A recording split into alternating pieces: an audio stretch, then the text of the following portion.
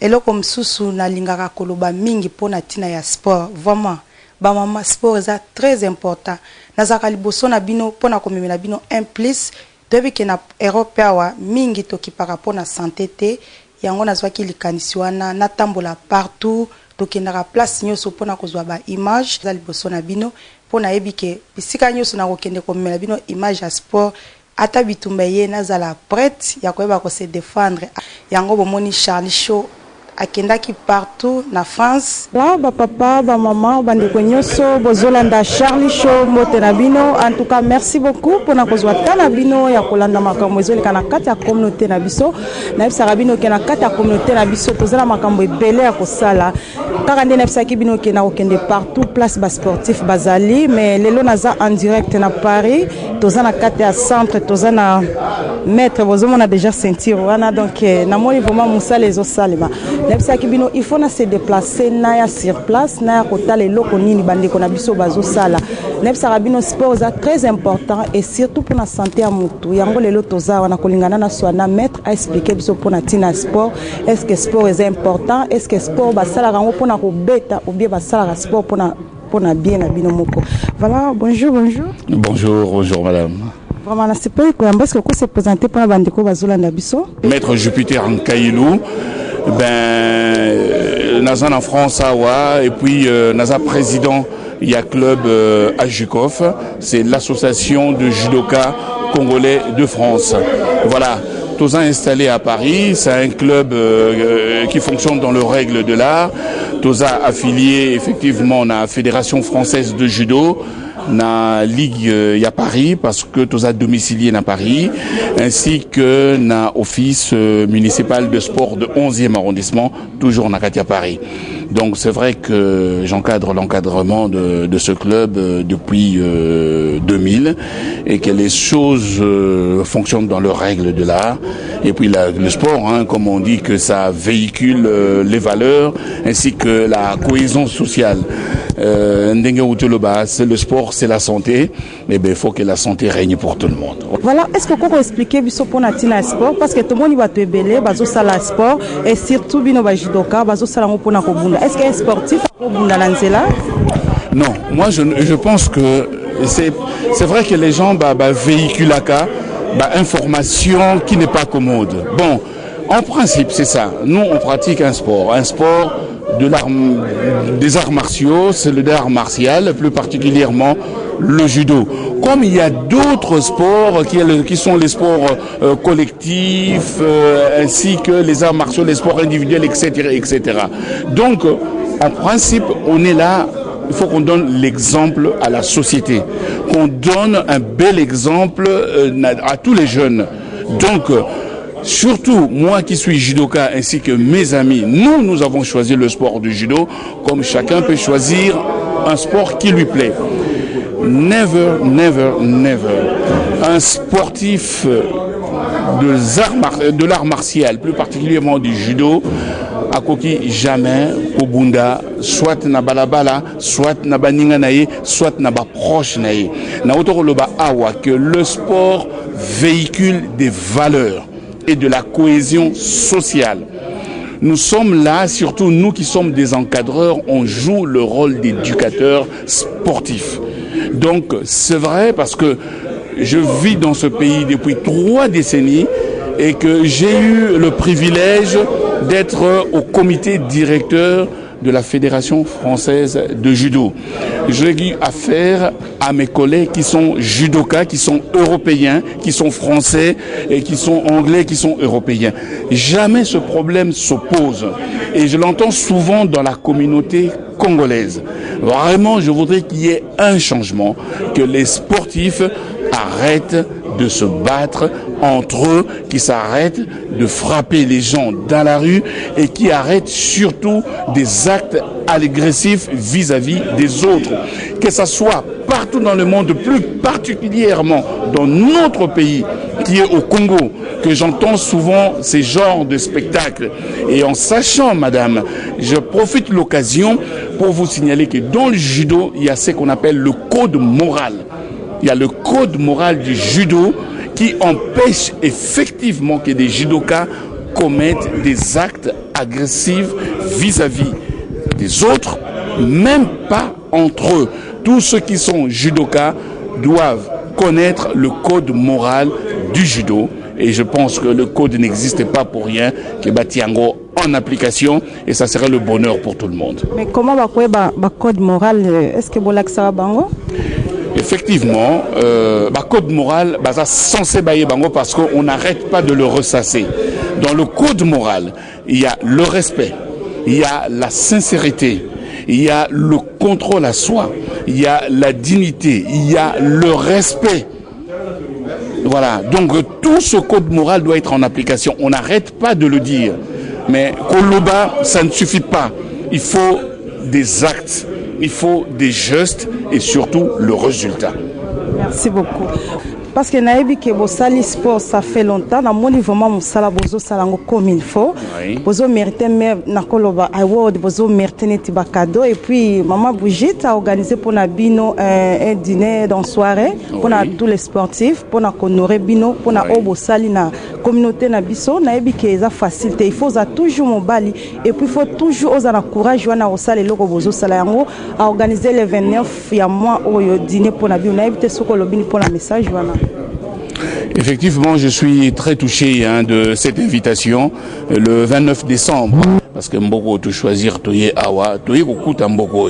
Donc il y a certaines valeurs qui sont de nôtres, on ne peut pas l'exclure. C'est la raison pour laquelle à chaque fois il y a un des éléments qui est éprouvé, où il a quelque chose, des soucis de santé de lui ou de sa famille, on s'appelle toujours, et puis tout Sangani, et puis aller le consoler et essayer de lui apporter un peu de réconfort. Donc ça, c'est des traditions de chez nous. On ne peut pas l'oublier, on ne peut pas mettre ça de côté. Et c'est vraiment une famille. Et quant à l'invitation au préalable, je dis merci. Et puis, je vais faire véhiculer le message à tous les amis pour répondre présent à cette invitation. Merci. Voilà, merci beaucoup. Voilà, na kolingana ibati na ceinture ezali pona robeta ou bien ezali pona bien na bisomoko. Donc on a tous na maître. Bonjour. Anglais, je m'appelle maître anglais. Bonjour. Bon, nandenge au poser question na yo que ceinture eza pona robeta te. D'abord judo ezali sport moko to apprenara ba élève règle ya judo, ba règle ya judo. Quand on parle des règles, on voit les codes moraux ya judo. D'abord, et bandarana politesse. Politesse, respect, modestie, courage, contrôle de soi. Donc, si vous avez des règles on a na judo, c'est pas la peine. Donc, biso, tu as été pour robeta batu, mais tu as pour apprendre des règles ya judo. Donc, les règles ya on a outi kotanga. Donc, muto asala la judo, aza muto aza na maîtrise de soi. Donc, tant que bengi maître, aza muto abundara na balabala te. Aza muto mon maître ezapé en quelque sorte maîtrise. Tant que on a maîtrise, donc il ngolo baké contrôle de soi ezali. Donc, mais devant un obstacle, devant un problème quel que soit, aux ana maîtrise. Donc, tu apprends à rabatu, kobundate, tu apprends à rabatu, ba règle, il y a discipline na biso judo. Il y a un secret parce que dans le Hollanda, nous entraîneur ba sportif musunamoni sport na bino za différent ya biso ya bino na moni vraiment za makasi mais il y a quelque chose comme secret pour base la bon ba élève no pour base à lire au base parce na moni za facile est-ce que là et là comment la ça ba pour ba comme bon secret exact parce que en France est allé premier pays na judo en Europe. Après Japon, c'est la France. Donc dans le monde plutôt, ils ont deuxième pays, mais en Europe, ils ont premier pays. Ndenge lobi tozali na stage à formation. Tout le temps to gena ba stage à formation na institut de judo. Moni France c'est ça là institut de judo. Tout le temps entraîneur, tous les représentants ba club ba gena formation. Ba biloko o na zora na formation, yango o na ra ko lagisao. Eza secrété. Donc nyonso ba pesa na formation na ba japonais ba nani tout yango na ba supérieur ba o ya France awa yango na pesa awa. Donc secret ezalité. Voilà, oti koloba ke secret na o azwaka kuna yango azomemela toujours bandeko la biso boti kolanda oyo ti koleka vraiment eza facilité mais quand même azo entraîner batu pona olakisa bango ke elo ni to kosala surtout pona safety na biso voilà noti kolanda nengo lobi un sportif akoko bunda te mais na bi ba sportif ebele soka za na nzela surtout muto makasi abi ki abundaka déjà. Donc il suffit qu'à tout mola au monde à chema parce que nga un sportif mais yo lobi que un sportif ako bunda te na bi que ebele ba bossa naka éducation na bopesa bango en tant que yo oza maître conseil na kopesa bango bazolanda yo conseil na kopesa na bango bazolanda judoka abundaka na tatami na compétition soki alingi kobunda akeno bunda na compétition judoka songa alingi kobunda na compétition mais na balabala te na balabala eza interdit. Un sportif déjà est considéré comme arme blanche. Tant aux bunda déjà tant au na tribunal est considéré comme arme blanche. Au cas de légitime défense tu peux comprendre mais au kende o agresseur batunanzela est interdit. Soko lingi ko bunda kene na compétition ba mettre bazala na compétition non na balabala. Na balobi ba mettre bazala na compétition pas na balabala. Alors est-ce que bosara bosi bosala pe neti ba penyo so bosala compétition bo mona champion o yakobi mais est-ce que bosi bosala ngo biso normalement tous les clubs ezali agréé na fédération française ya judo pe na ligue ya Paris soki compétition ezali tokenda kobunda na compte ya fédération tokenda kobunda na compte ya ligue à Paris soki neteza entre biso entre ba judoka congolais bazana Belgique tout ça on a photo senga autorisation de la fédération française à judo pour tout ça mais pour l'instant ils ont un programme non tout ça mais ils ont un programme ba judoka ya Belgique il y a Londres na ya Paris même il y a Suisse bazali tout beaucoup mais pour tout bunda faut autorisation de la fédération française à judo on a toujours ordre ils ont katia ya club toujours le connu se faut toujours kosenga alors on sait combien de temps na judo normalement ngai na bandi judo na 78 na Congo. Donc ça va faire au moins 34 ans si je ne me trompe pas dans le calcul, depuis 78. Ils ont mérité vraiment aux la maître. Est-ce que maman Brigitte, maman la biso qui li kanisa bibi no ba sportif et surtout tala tant oyo ebisinga osali na kati ya sport bozo mérité qu'honorer bino en tant que ba sportif et puis qu'encourager bino parce que toyebi ebele bazwaka même pas courage wana te ya kwa kosala eloko bino bozo sala alors maman Brigitte a organisé un dîner pour na bino na ebite yango to se déplacer to yawa est-ce que ozana message pour na dîner mkolwana message ezali d'abord to ko remercier yendenga kanisi biso en tout cas merci mingi maman Brigitte soki nzamba sungi biso tokomonana pe tokokutana osepelana biso toza trop sympa ba judoka ya France voilà et bon pour natina ba papa balingara asa même na likansi à la sport yo en tant qu'un sportif pour encourager bangoni pour encourager que tozana ba maître Ziko bazaliawa aza mukolo na biso doyen na biso asala entraînement donc pour encourager ba oyo baza ba mikolo ba maître Adamo bazali ba ya osa judo za na âge te ils a de 4 à plus de 100 ans. Voilà, balobi judo za na âge te yo mtozota la Charlie Show babi judo za na âge te oza toujours na tana ya kosala judo voilà na to na ba sportif mso merci beaucoup. Merci. Bonjour. Bonjour maman.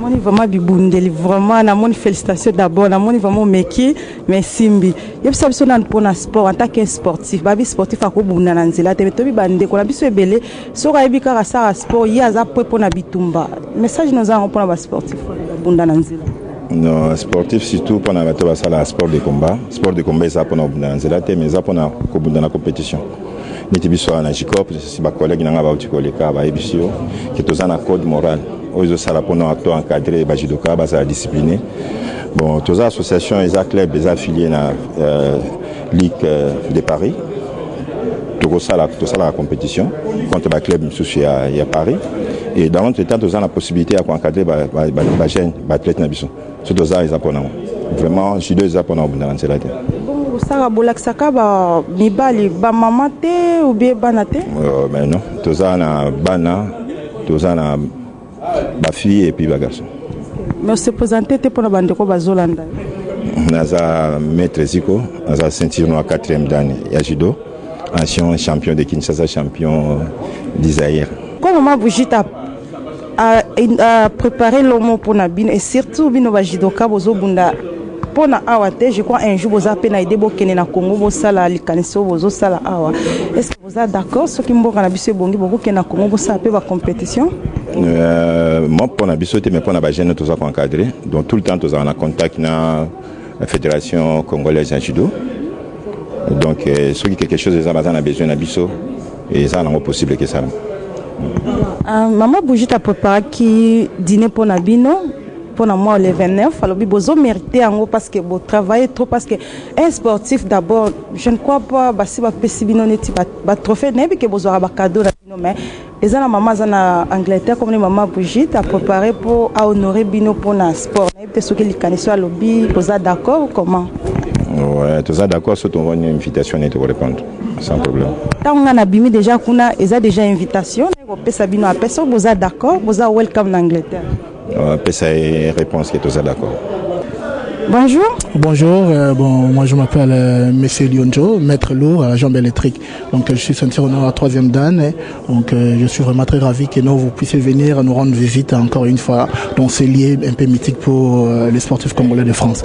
Donc pour votre visite en tout cas, ça touche droit au cœur à tous les sportifs congolais qui sont en France. Moi Brigitte a préparé soirée pour Nabino bas sportif. Yo lobini pour la soirée wana. En tout cas, pour la soirée, en tout cas, merci encore une fois, Maman Brigitte, pour l'initiative Oyozui, pour préparer moi et loco, pour réunir Bandeko, Yamibali, Yabasi, toute tendance au Basalaka Masano, Bakoka, se retrouver tout autour d'une table Libosonayo. En tout cas, il y a les locaux Moroboye, toujours remercieux, ils sont très encourageants pour les sportifs. En tout cas, invitation à eux, ils allaient bienvenue pour tous les judokas. Non pas seulement en France, mais partout ailleurs où ils se retrouvent. Si ils ont l'opportunité ou l'occasion de se rendre à Londres, en tout cas, ils seront toujours la bienvenue parce que l'invitation est déjà lancée. Voilà, et puis pour les sportifs, les moments à Saliba Sport et Belabi, à Natikananga, encouragement nos autres savants. Non, mais bon, moi, comme tout à l'heure, maître Aotaï Koloba tout à l'heure, maître anglais, au monde sport et aller tout âge. Donc, sport, ils ont la limitité et tout. Et d'abord, le sport, d'abord, en soi, c'est d'abord la santé. D'abord, on fait d'abord le sport pour soi-même. Et c'est d'abord la santé d'abord qui prime dans tout ça. Aujourd'hui, on traverse des maladies où on ne trouve pas de remèdes, mais avec notre sport, on essaie un peu d'éviter certaines choses aujourd'hui pour ramener la maladie. Mais le sport d'abord est allé pour préserver d'abord la santé. Et à partir de la santé, et pour permettre aux à la bien, aux à la stress, aux à la bien, aux à la toujours bonne humeur et tout idéal par rapport à ce que vous allez faire. Donc pour moi, je conseillerais à tout le monde, que ce soit les femmes ou les hommes, le moins âgé, le plus âgé, banamike, bakolo, nyonso, Boya, Boussala sport, non pas seulement le judo, mais tous les sports. Donc, sport d'abord, c'est la santé, et puis donc on a besoin de ça. Bonjour, merci.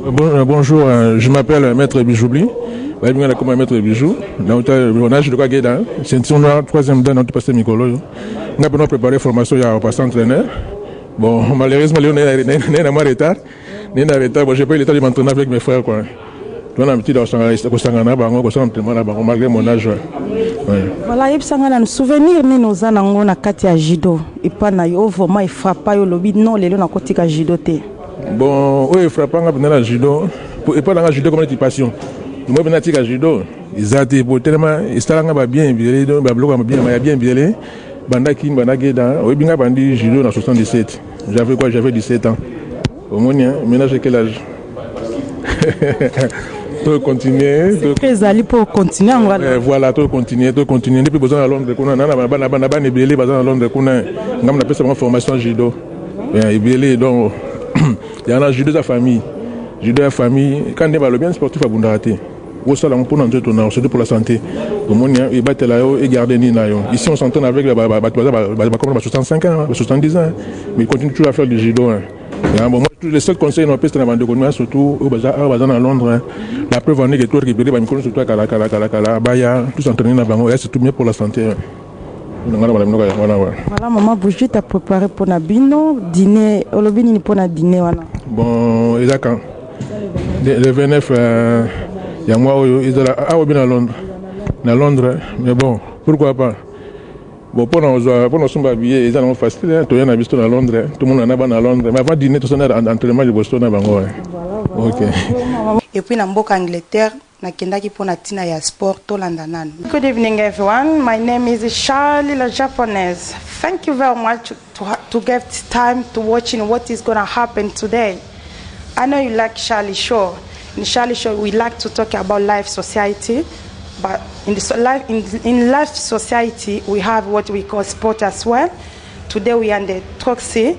We're gonna have big day, big fighting today. I don't want to take you too much time. Let's watch what is gonna happen. And what is gonna happen, we call cage fighting. Cage fighting, I think, is for me is a fighting sport. Is include together what they call like a box, kickbox, and wrestling. I know everybody like sport. Thank you. Hi, my name is Charlie La Japonaise. Thank you very much to have time to watching what is going to happen in Charlie Show. In Charlie Show, we like to talk about life society, but in life society, we talk about sport as well. But today, I'm not going to take you much time. We're going to talk about sport, and we're in the Toxi. Today, we're going to have big fighting. I know everybody likes sport anyway. So today, we're going to talk about what they call cage fighting. You know, cage fighting is a part of fighting sport. Is including from boxing, kickboxing, and wrestling. I know everybody likes sport, so I'm not gonna take you much time. Let's watch what is gonna happen today night. Thank you very much. Hey. Hi, good evening. Hi, good evening. Can you tell me your name, please? Well, my name is Tadas. I'm representing Bushido FC with Donata Simonaitis. So, how's good the evening? Well, so far so good. Yeah, we are very happy. People are turning up. Fighters are getting ready. Seems like all is good. Yeah. So I see you are happy. Everything is going okay. Yeah. Yeah. Oh, absolutely fantastic. Yeah. Okay. Can you tell me a little bit what is going to happen today? Well, we have a few fights, which is we're gonna run K1 fights, and the rest of the fights we will do the MMA ones. So it's gonna be a magnificent show. And the last fight we're doing the European belt fight. Okay. So 2 heavyweights. Wow. Big time. Be the winner, yeah. Yeah. Only one winner. Thank you. So I want to know. Can you tell me a little bit about what they call cage fight? What mean of cage fight? Well, it's not exactly a cage fight, as we running our events only in a boxing ring. Oh, boxing ring. Yeah, it's clean and nice. People can see. Mm-hmm. And well, it's the same mixed martial arts. They usually, we're running our schools just to get our kids out from the crime and stuff. So they training, preparing. Some of them are good, some of them not that good, but they still training. They're proving the best, and the good fighters are go in the ring and they fight. Yeah, they doing a good show and stuff. What advice we're gonna give people they watch you about this sport? Is good to do sport or is not good? Oh, it is definitely good. You guys go for it. It's good. Thank you very much. You get strong. Good luck. Thank you. Bye. Good evening, everyone. My name is Charlie La Japonaise. Thank you very much to have time to see what is going to happen today. We are in the Toxi. Today we have big day. We have, I can say, competition for people. They're going to fight it today. So I'm not going to get you too much time. Let's watch what is going to happen today. So I know in Charlie Show we like to talk about life society, but today we're going to talk about sports, and I know everybody likes sports anyway.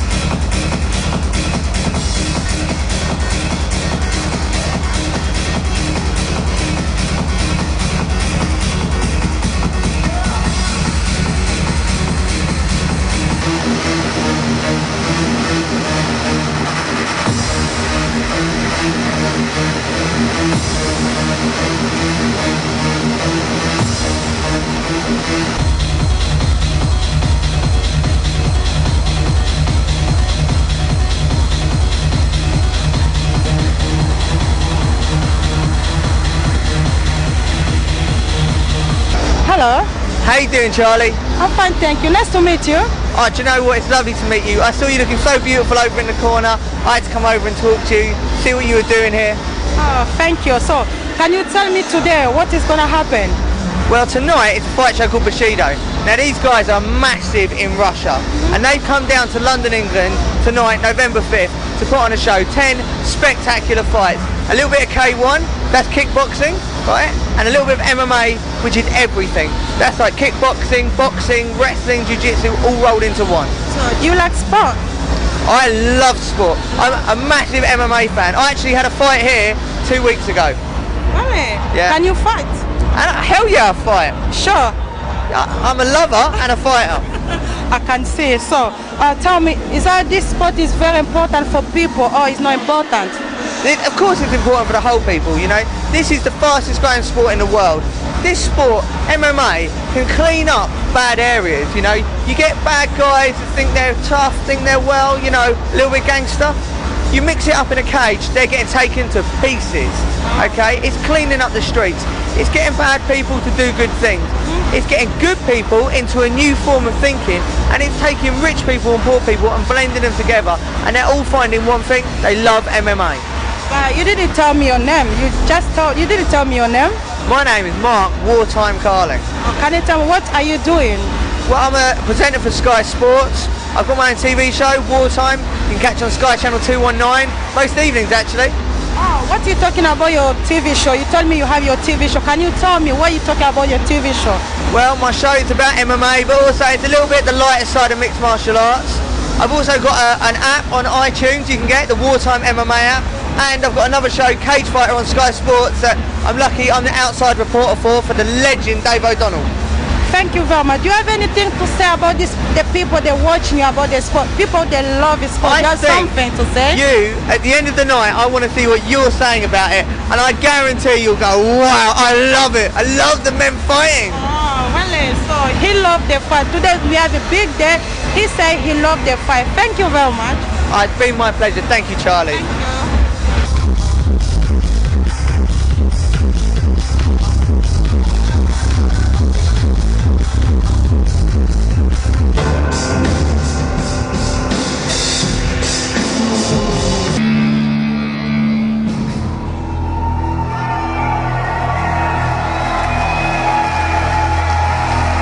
Ladies and gentlemen, welcome to Bushido FC. This is our Battle in London tournament. And now, ladies and gentlemen, please welcome our tournament fighters. From England, Rod Harris. From Lithuania, Ignatius Barisa. Fighting out of England, Daniel Sherman. Tautvydas Lavrikas from Lithuania. Ben Abbott, fighting out of England. Fighting out of Ireland, Paul Redmond. Ruben Kapitov from Kazakhstan. Kazimierz Shermatov, fighting out of Lithuania. Fighting out of England, Steve O'Keefe. Vladimir Orestevich, fighting out of the Ukraine. From England, Vikas Hogdy. Nicholas Perspikas, fighting out of Lithuania.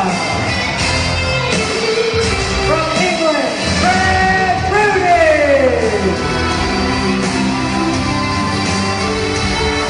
Egidius Kalavichis, fighting out of Lithuania. Sergey Sokol from Russia. And our main event of the evening, Daniel Olenchuk from Poland. And his opponent fighting out of England, David Lynch.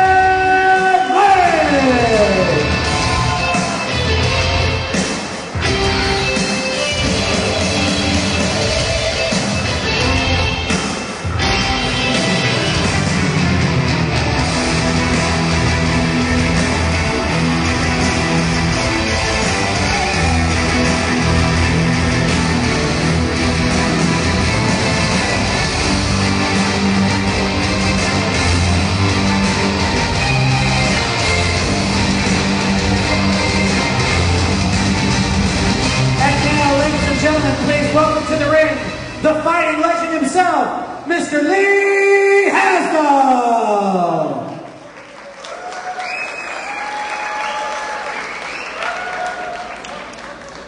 Good evening, ladies and gentlemen. I'd just like to welcome Bushido FC to the UK for the first time. This will be the first of many events creating the new face of MMA and kickboxing within the UK. I want everybody to get behind all of the fighters, regardless of where they're from, and make it a good night. Good luck to all the fighters. Us. Ladies and gentlemen, Lee Hasdall. And now, ladies and gentlemen, in attendance and fight fans from around the world, Bushido FC is live! Tonight, ladies and gentlemen, you'll witness top-class KOK and Bushido MMA combat from some of Europe's top-level, top-class mixed martial arts fighters. Ladies and gentlemen, this is Bushido FC!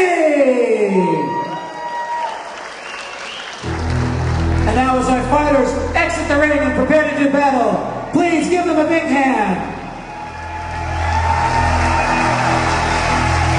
Our fighters this evening, ladies and gentlemen, represent Lithuania, the Ukraine, Russia, Poland, Turkey, Kazakhstan, Ireland, and England. And now, ladies and gentlemen, are you ready? This is Bushido FC!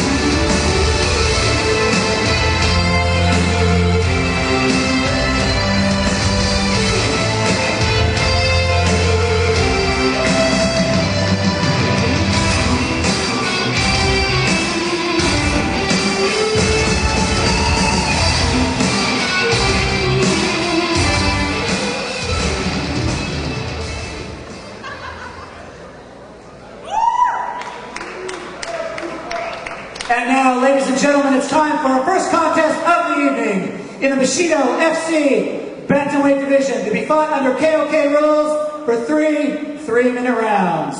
Please welcome your first fighter to the red corner, Ken Chamberlain!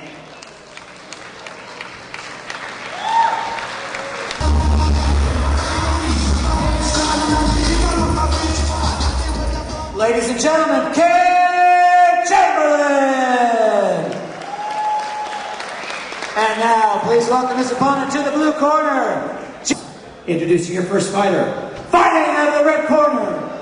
This man stands 5 feet 8 inches tall. He weighed in at 66.7 kilograms. Fighting out of Team Assassins in England, Ken Chamberlain! And his opponent, fighting out of the blue corner. This man stands 5 feet 8 inches tall. He weighed in at 66.7 kilograms.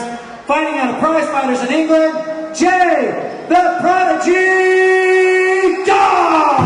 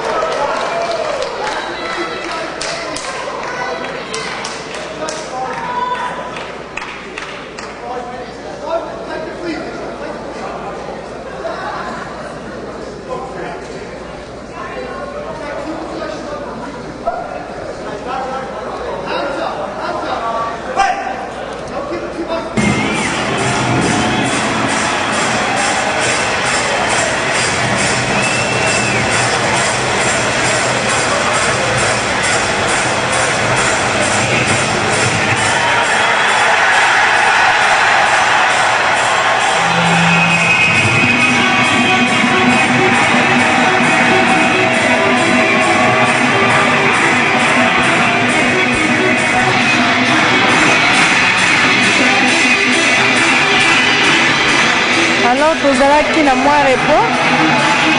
Bon, combat ils ont continué kaka. Merci beaucoup tolanda nano. Merci.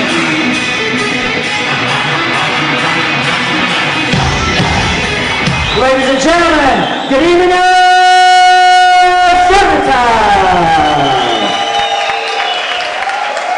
and please welcome his opponent to the blue corner, Steve Aoki.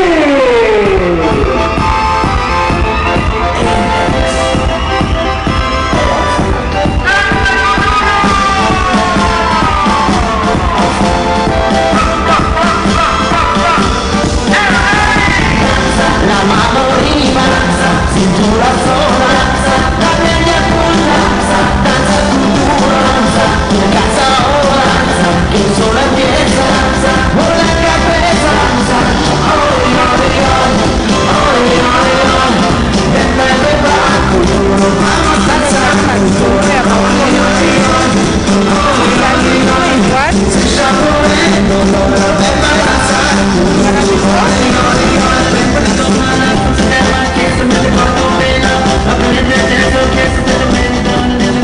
Ladies and gentlemen, Steve Aoki.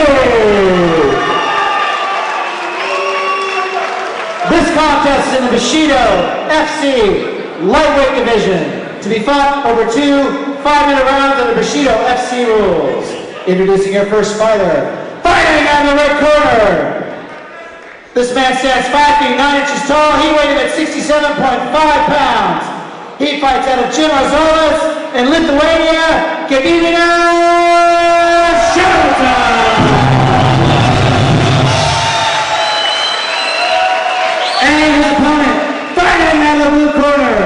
This man stands 5 feet 8 inches tall. He weighed in 68.7 kilos. Fighting out of Combat Sports Academy in England, Steve Aoki!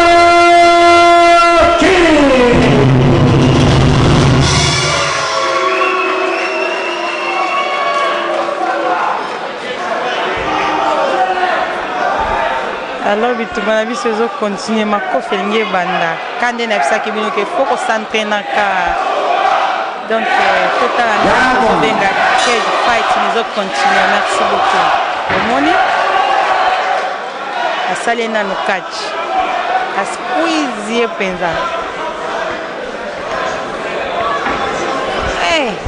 o penza liwa ndambuti Omoni nenga sali catch o peze foza mobali po bima place wana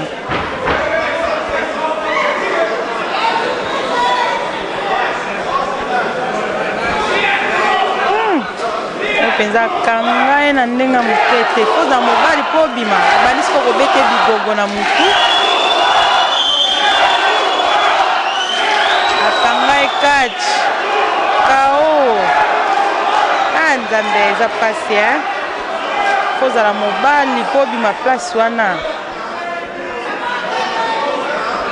nayebisaka bino bandeko nanga sport eza important okokutana mpe na mbeba na nzela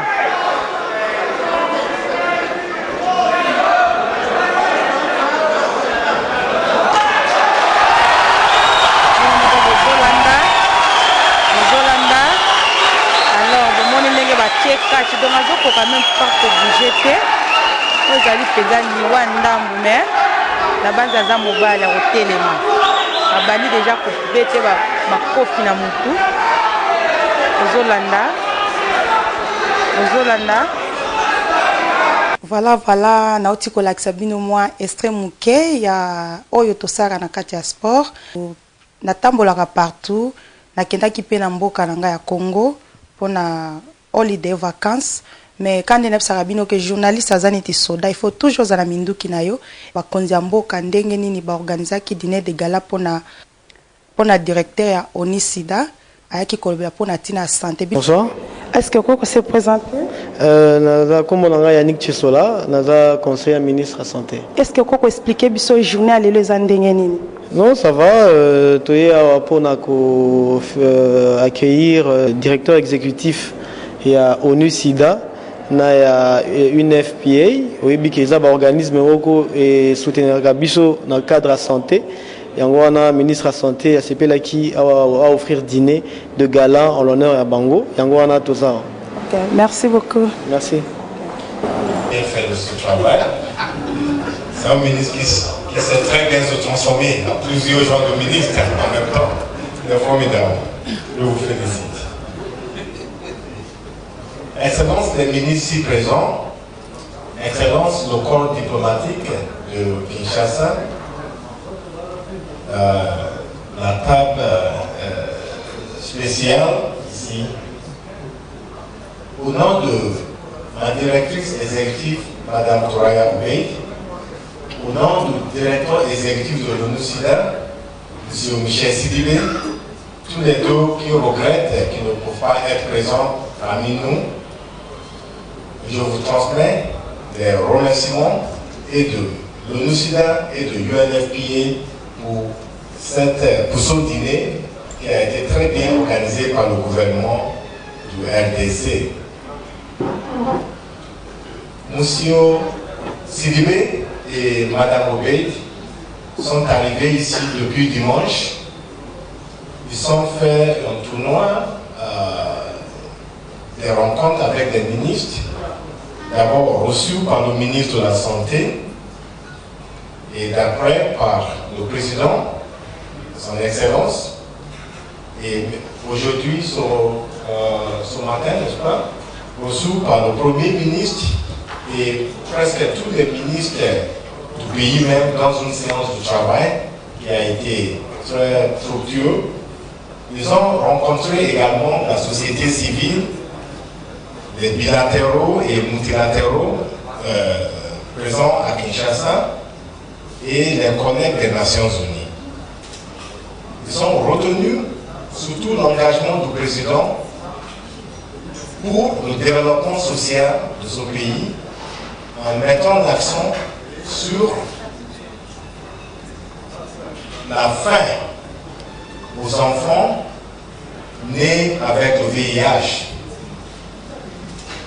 Aussi la fin ou bien la réduction de la mortalité maternelle, un fléau aussi qui est répandu dans plusieurs pays africains. Ils ont retenu également la demande du président pour que la communauté internationale apporte beaucoup plus de soutien au pays pour pouvoir réaliser les objectifs retenus en commune et par M. Sidibé, Mme Obeid et le président hier. Bon, je sais que vous ne voulez pas m'écouter pour des heures, mais je tenais quand même à vous informer de ce qui s'est passé pendant cette visite et pourquoi ils ne sont pas là, surtout Mme Obeid qui est un peu souffrante en ce moment. Je vous félicite pour cet accueil très chaleureux que vous avez accordé à ces directeurs exécutifs les deux. Et je vous souhaite un dîner très agréable, mais surtout, je souhaite au pays, au nom de mes collègues ici présents, vraiment une route positive du développement. C'est un pays qui est en train de se stabiliser et d'aller en avant. Et nous voyons que main à main, ça va se réaliser. Merci beaucoup et merci encore, Excellence.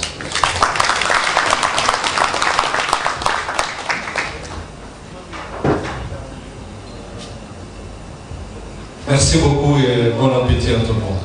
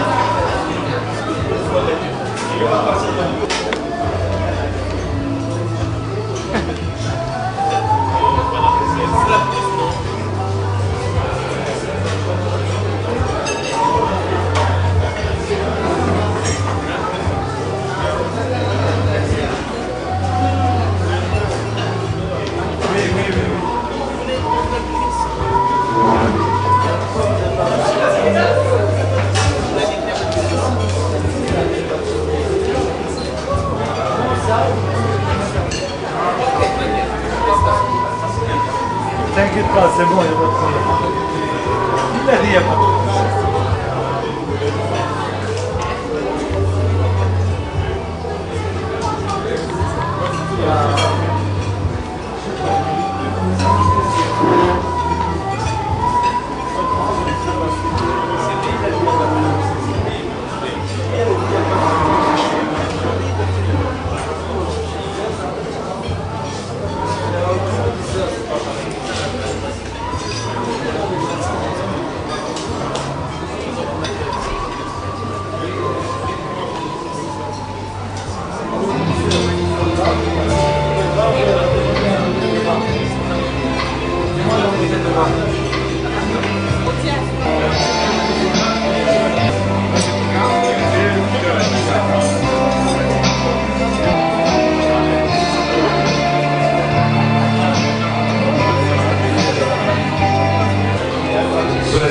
Monsieur le ministre des Pêcheries, vous remercie très vivement pour votre présence parmi nous ce soir pour ce dîner offert à l'occasion de la visite du directeur, de Madame la directrice exécutive et de Monsieur le directeur exécutif. Il vous remercie très vivement et il vous souhaite une agréable soirée. Merci beaucoup.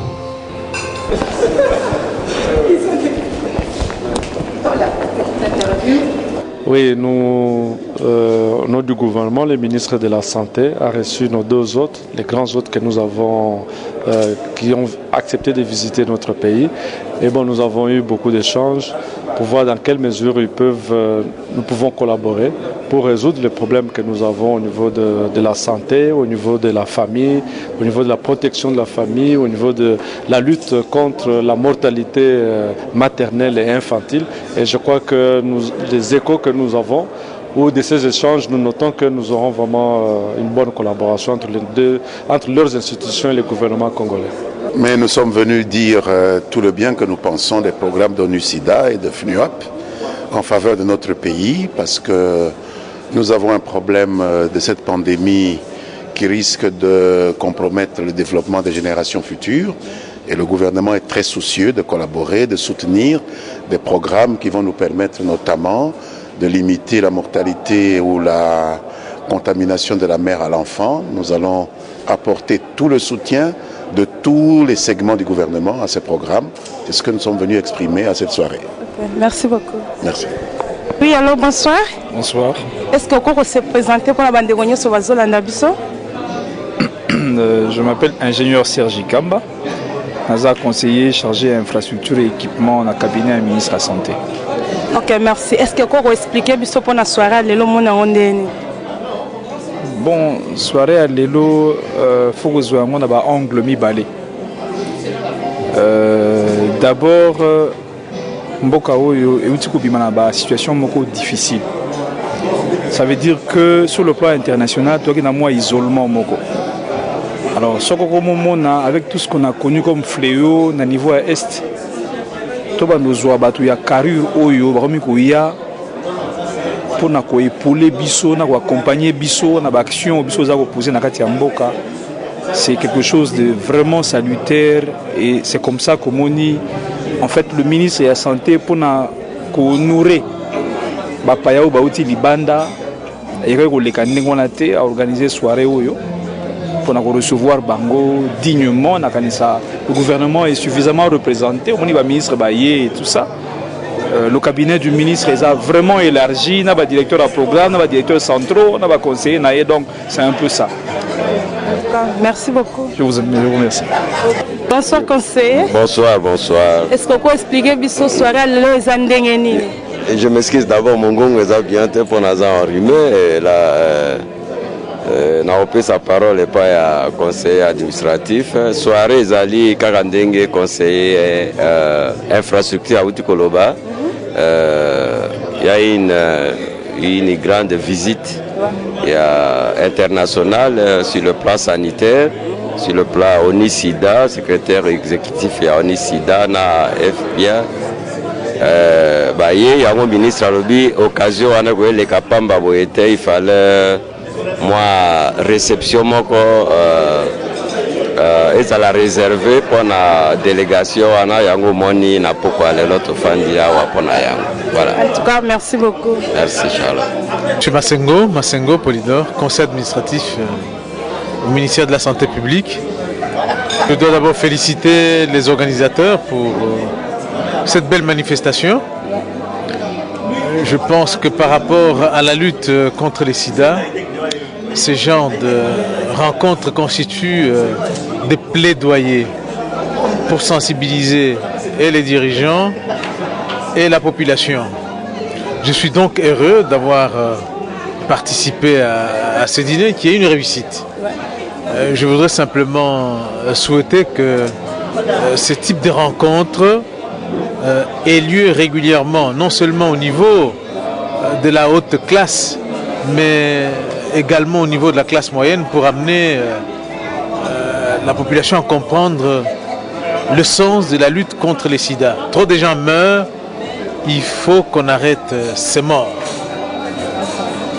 Et ce rencontre, c'est une façon d'arrêter les morts. Merci beaucoup.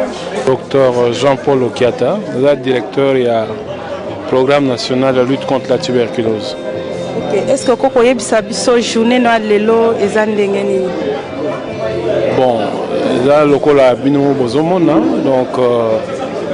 le ministère de la Santé a des options, c'est-à-dire face à un rendez-vous il y a monde, le ministère et se mettre sur orbite pour atteindre un rendez-vous il y a millénaire, c'est-à-dire déjà ouverture dans le monde extérieur avec les partenaires Nyosne Baïwana pour pour ensemble tout cheminer vers l'objectif millénaire. L'échéance est en 2015. Merci beaucoup. Merci. Bonsoir papa. Bonsoir maman. Est-ce que vous se présentez aux Zanani, aux Osalanini Awa? Comme Nangai Augustin Okenge, Nazali Monganga, le ministère de la Santé Nazali, directeur du programme national de lutte contre le sida. Oui, lutte contre le sida, c'est multisectoriel. Dans la lutte, mais 80% il y a un résultat au bazo pour la lutte contre le sida et outil dans le ministère de la Santé. Il faut outil dans le ministère de la Santé.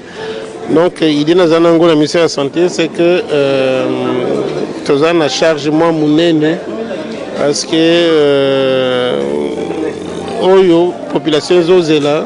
80% il faut outa et pas nabiso.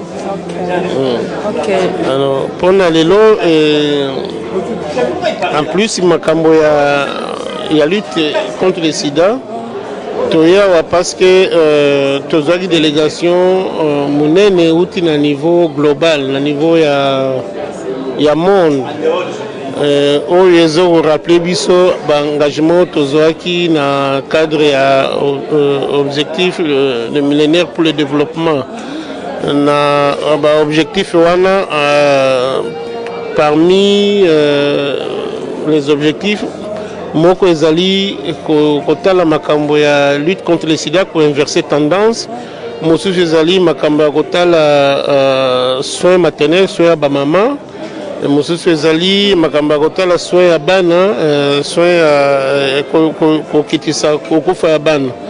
Alors tozwaki opportunité ya kozwa mission conjointe oyo esangisi makambo ya sida na makambo ya oyo agence egérera makambo ya bamama na bana bayemba ngo mibale mpo todiscute ndenge nini mboka na biso ekoki korencontre objectif ya millénaire wana misato à travers la lutte contre le sida.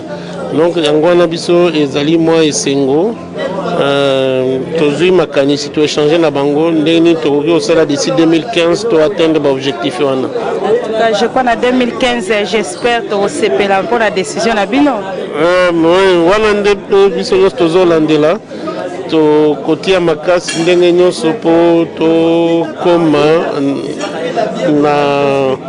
na ici il faut to koma na 2015. En tout cas, merci beaucoup. En tout cas, bandeko nyonso bino nyonso bozolanda ndenge conseiller na biso à lobby. En tout cas, j'espère au à lobby et au salima. En tout cas, merci beaucoup. Bonsoir madame.